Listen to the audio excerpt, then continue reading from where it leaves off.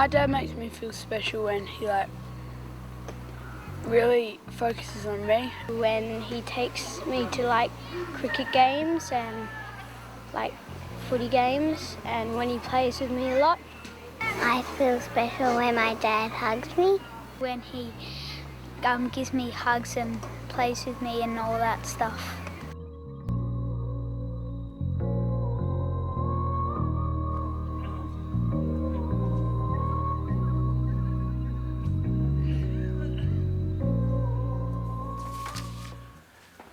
I work as a lung specialist, and people say, because you're so busy, how could you possibly get time to write a book about busy dads? And I guess that's the reason I wrote it, because I talk to a lot of men who are dying of lung cancer, and they tell me two things. Firstly, they tell me if they had their life all over again, they would have spent more time with their kids. They all say that. But the second thing is, and this is what got me to write the book, is that they said work seemed a lot more important when they were young than it ever really was in reality, if only someone had told them when they were young, but there was no one around to tell them. So I thought, if I write a book and someone gives it to them, maybe that'll help them. Help them do the right thing when the kids are young and it's not too late. When we separated, the oldest one was 4, and then there's a 3-year-old and then there's a 1-year-old. So I just took it upon myself to go and get involved in doing that, helping out at the kindy, do the parent, people were rostered on to parent helper, so I'd drive down from Kirrip to Albany and have a week in Albany and go and do that. With, a beard down to here, you'd walk in, but if you put a smile on your face, you get involved. All the other kids actually enjoyed it because there was a dad there. After seeing what I did now, in hindsight, the most important thing is, regardless of what you're doing at work, your kids come first, and that's what I should have really done at the time. But you live and you learn. I always found it quite hard to know how my dad was feeling through not expressing it to me and just talking about it. But these days, through the years have gone on, I've grown up a bit. We can talk a lot more these days. He's really put in an effort to actually sit down, and I can tell when he does say these days, I love you, that he does find it really hard. On my wedding day, when he did tell me he loved me, finally, because it only took 25 years to do, it made me realise that he had noticed that I was this living being in his life, that I did mean something to him. So we both really had a good cry, and I think since that day, it's just been something that I've actually almost broken the ice, which sounds a bit funny, but... Yeah, very, very emotional. Very emotional. Yeah, I'm very teary-eyed. Yeah, it was a very emotional moment. As now, thinking back at that time, makes me teary now, just thinking about, when he told me. Yeah. It's a lot easier now that I've actually done it, which obviously I've taken a lot too long to tell them, but now it's happened. It's one of the best things, yeah.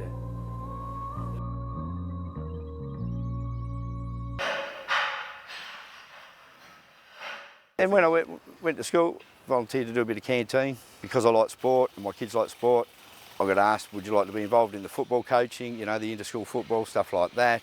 And dads getting involved in schools, be it they single dads or any dads. We need more of them there because there's less male primary school teachers for starters and less male high school teachers. And young blokes need good role models. They don't always have to be perfect role models, but the more dads or more blokes they see around, the more comfortable they feel within themselves. You know what I mean? They've got people, well, look, dads come to school, so if they don't see dads going to school and they're at school, when they have kids, are they going to go to school? Well, my dad didn't go, why would I go? It's not our domain. But it is. I've had some of the best times of my life involved in school, without a doubt, and I've met some of the best people I'll ever meet through my kids' schooling, ever. I've got lifelong friends just by going to school and getting involved in the school community. I'm probably here today, I'm definitely here today, due to me being involved at Booragoon Primary School and the people I've met there. Take your children on dad dates. What are dad dates? It's where dad goes out with one of the children, just one adult, just one child. This isn't dad and mum. This is not dad and his mates. It's just dad. And it's not dad with all the kids. It's just dad and just one child. It may be breakfast, lunch or dinner, the movies. Maybe a camping trip, maybe a trip to another town, a football trip, shopping trip, a show trip. And please, dads, do it with your daughters as well as your sons. And when you do this sort of thing, listen to them. Don't take them out somewhere to preach to them. Listen to them. Ask them about their friends. Ask them about their lives, what they enjoy. And it will be a winner. So I encourage you to put that in your diaries. When my dad takes me to lunch, we talk about anything and everything. He asks me what I've been doing, which is usually quite a lot. I enjoy doing stuff like my dad, like going on daddy-daughter dates where we go out for lunch, we go see a movie, might go jog or something. Yeah, it's very nice. Can we get a rooster? You want a rooster? I want a shopping spree. You want a shopping spree? That's why we don't get a rooster. It makes me feel really special that to have someone I can go out with, be myself and just like chat and laugh at things, and makes me feel really special, happy and warm inside. Yeah. I love it when my dad plays with me.